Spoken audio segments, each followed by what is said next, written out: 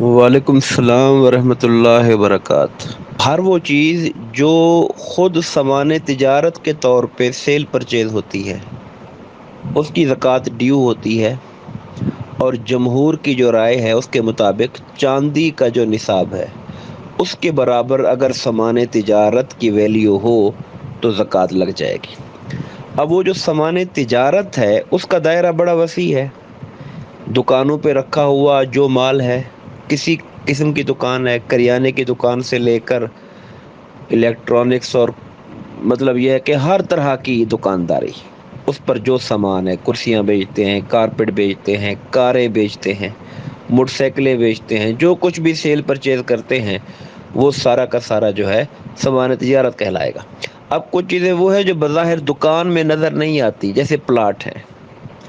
اب پلاٹ کی sale purchase کوئی کرتا ہے، خرید لیا، اچھا ریٹ ملا، اس کو بیچ دیا، یعنی پلاٹ لینے کا مقصد مکان کا بنانا نہیں ہوتا یا اپنے لیے گھر بنانے کے لیے نہیں ہوتا، اس کو ایز اے بزنس ڈیل کر رہا ہے۔ اسی طریقے سے مکان بلڈر ہے، کوئی مکان بناتا ہے بیچتا ہے، یہ بھی اس کا سامان تجارت ہے۔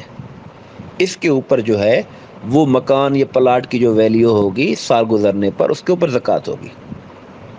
کچھ چیزیں وہ ہوتی ہیں جن کا تعلق، وہ ایک آلہ ہوتی ہیں، ایک انسٹرومنٹ ہوتا ہے کمائی کرنے کا۔ مثلا مکان ہی ہے لیکن مکان سیل پرچیز کے لیے نہیں بنایا، مکان فار رینٹ بنایا ہوا ہے، تو اب مکان کی ویلیو پر، ٹوٹل ویلیو پر زکوٰۃ نہیں ہے، بلکہ اس سے جو رینٹ آپ کو سال بھر آتا ہے اسے آپ اپنی اوورال انکم میں شامل کر کے زکوٰۃ اس کے اوپر دیں گے۔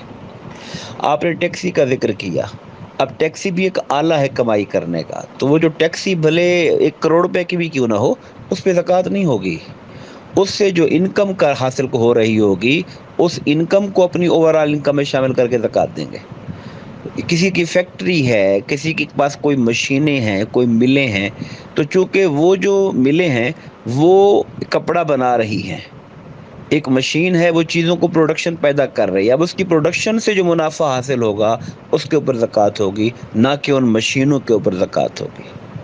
یہ چند باتیں جو مجھے یاد رہیں آپ کی گفتگو میں، اس پر میں نے اپنی ایک رائے دے دی ہے۔ اور اس دوست کا جس کا آپ نے ذکر کیا، کوئی اسپیسیفک کوئی اور سوالات ہیں تو وہ بھیج دیں، اس کو بھی ایڈریس کر دیں گے انشاءاللہ جی۔ اللہ تعالی ہم سب کو دین پر عمل کی توفیق عطا فرمائے جی۔ شکریہ۔